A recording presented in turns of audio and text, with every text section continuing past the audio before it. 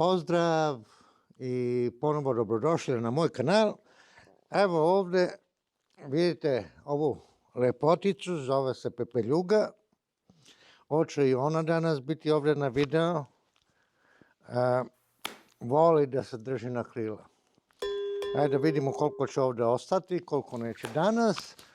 Pošto smo pred 2 nedelje napravili jedan video 10 razloga zašto bi se preselili u Srbiju. Danas smo rešili da napravimo jedan video 10 razloga zašto ne bi se preselili u Srbiji. Onaj video ću postaviti ovdje gore da možete da ga vidite, koliko želite. A sada ćemo pepeljugu da stavimo dole jer neće da bude mirna. Ajde dole pepeljuga. Sad hoće gore. Ajde doći, ajde. Ali budi mirna. Ajde, razlog broj 1, tako da počnemo. Ukoliko vam se sviđa more, ukoliko želite živjeti negdje u nekoj državi gdje ima more, nažalost, to nećete pronaći u Srbiji. Srbija nema more, znači to bi bio razlog broj 1. Razlog broj 2. Srbija je jedna zemlja koja jeste istina dosta jeftina za život, ali ako gledate u Srbiji skoro 1/3 stanovnika živi u Beogradu, a mogu da vam kažem da Beograd nije baš jeftin za život. Na primjer, ukoliko želite živjeti u Beogradu, jedan stan u Beogradu može vas koštati negdje između 400 eura pa sve do nekoliko hiljada eura. Znači, ako želite živjeti negdje na selu ili negdje dalje od Beograda, da, život u Srbiji će biti dosta jeftiniji, ali ako želite živjeti negdje u Beogradu, neće biti jeftino. Razlog broj 3. Ja dolazim iz Amerike i naravno u Americi množina automobila, tamo su, moramo da stavimo pepeljugu dole jer neće da bude mirna uopšte. Hoće i ona sa mnom da razgovara. Kako sam rekao, u Americi množina automobila su automatski automobili, dok ovdje u Srbiji množina automobila su standardi, naročito ukoliko ne znate voziti standard automobile. Ne kažem da ne možete pronaći u Srbiji neki auto da kupite da je automatski, ali množina automobila ovdje u Srbiji su standard, znači morate da naučite da vozite jedan standard automobil. Nije to nešto strašno, ali ipak je nešto na čemu se mora razmišljati. Razlog broj 4. U Srbiji gorivo je dosta skupo. Naravno, momentalno sada dizel je nega preko 170 dinara, benzin je nešto manje od toga, ne puno više. I morate računati da, na primjer, u Americi 1 galon, što je negdje oko 3,7 litara, jeste $3,80, dok ovdje u Srbiji ispalo bi negdje preko $6 za isti galon. Znači, benzin je dosta skuplji, ali i to se može rešiti. Ovdje se ne vozu tako velike automobile kao što se vozu u Americi.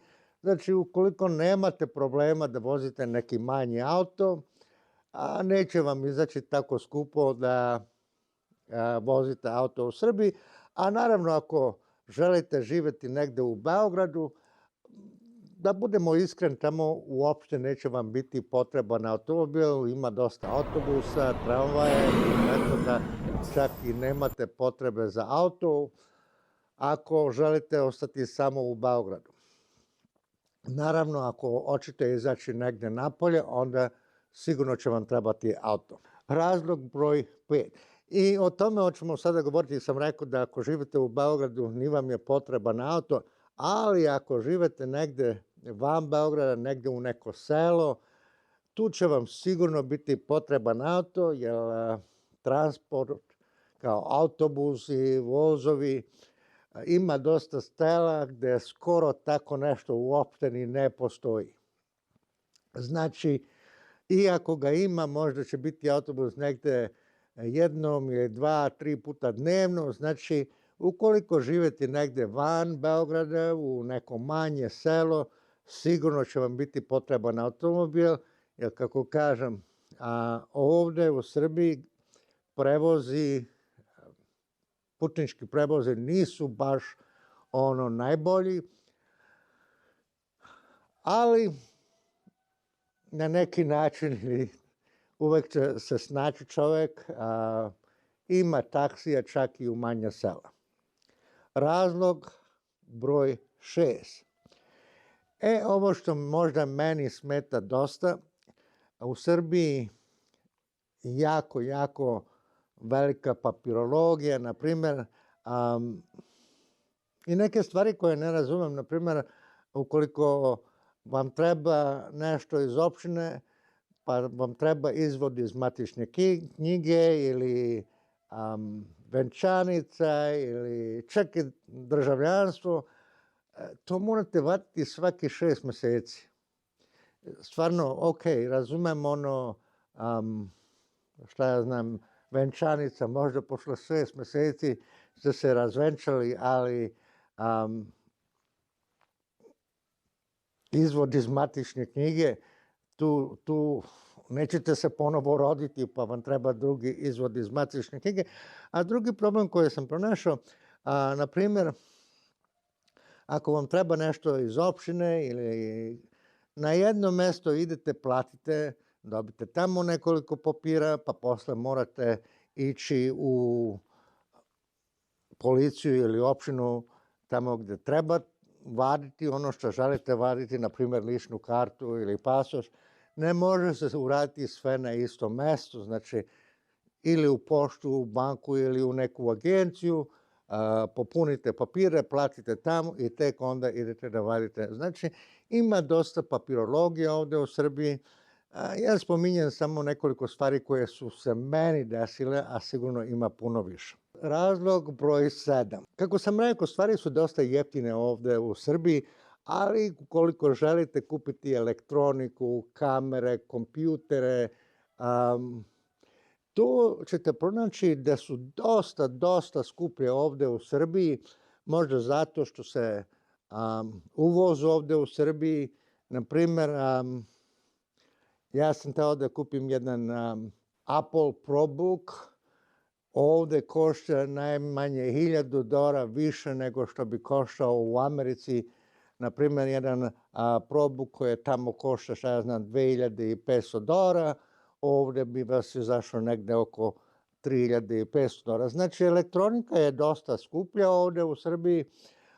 To ne govorimo o televizorima. Televizore možete pronaći dosta jeftine, jer ima televizora koje se proizvodu čak ovde u Srbiji, ali druga elektronika kao videokamere, aparati, kompjutere i tako neke stvari ćete pronaći ovde da su dosta skuplje u Srbiji nego što, naravno, ja govorim o Americi, pošto ja sam tamo živeo, kako znate, već preko 40 godina i ovde ponekada imam problema malo da se snađem, da kupujem neke stvari i gledam cene, su velika razlika u ceni između Amerike i ovde u Srbiji.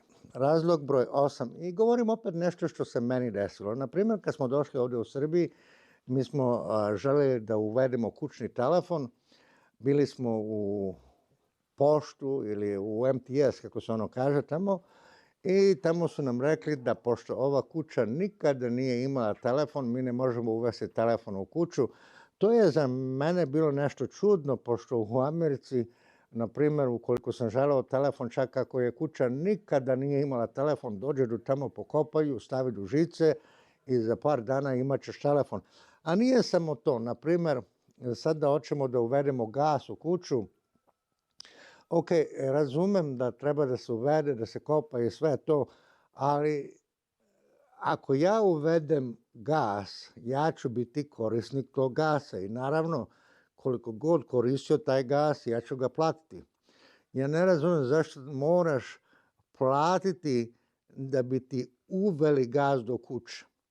Jer ako, naravno, oni mene ne uvedu gas ovdje u kuću, znači ja neću biti potrošač, znači oni neće zaraditi na to, neće dobiti nikakve pare od mene, ali ako uvedu gas i ja ga upotrebim, naravno tu im je zarada, ne razumem zašto bi ja morao platiti da uvedu gas u kuću.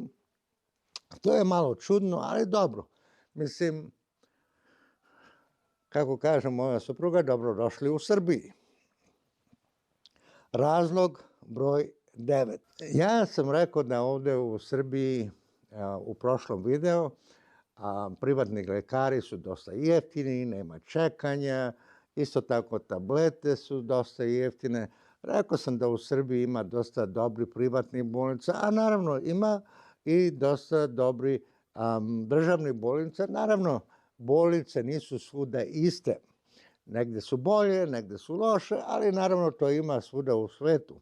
Jedino problem sa kim se ja suočavam, u stvari ne samo ja, nego mislim da dosta naroda ovdje u Srbiji, ukoliko živite negdje na selo, dalje od grada i potrebna vam je hitna pomoć, šta sam ja video do sada i samo o tome mogu govoriti, ako živite ovdje negdje na selo, ili morate puno čekati, ako će uopšte i doći. I to je jedan veliki problem. Ja razumem u Beogradu ili u većim gradovima taj problem sigurno nema, ali ukoliko živite na selu morate razmišljati i o tome da ukoliko vam treba hitna pomoć, ili morate zvati komšiju da vas prebaci sa kolima ili da vi imate kola.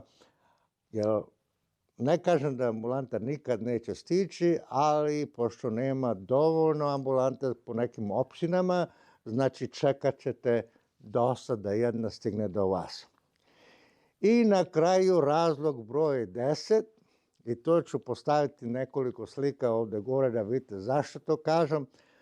Ja sam došao do zaključka da ovdje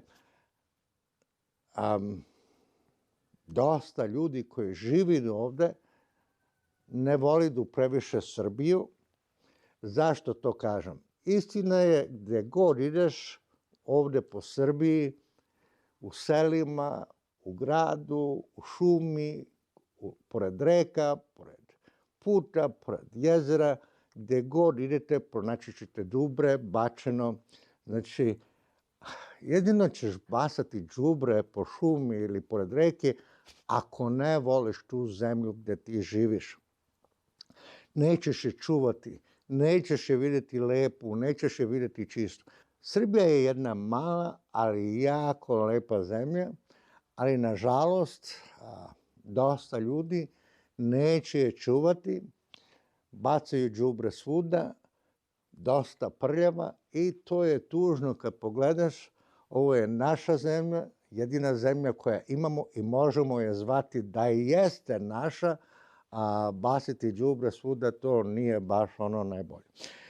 To bi bilo otprilike to za danas. Kako sam rekao, pravio sam i drugi video koji ćete moći pogledati i u taj video smo govorili zašto se preseliti ovdje u Srbiji i danas, kako vidite, ja i Pepeljuga smo rešili da vam damo i 10 razloga zašto ne bi došli da živite ovdje u Srbiji.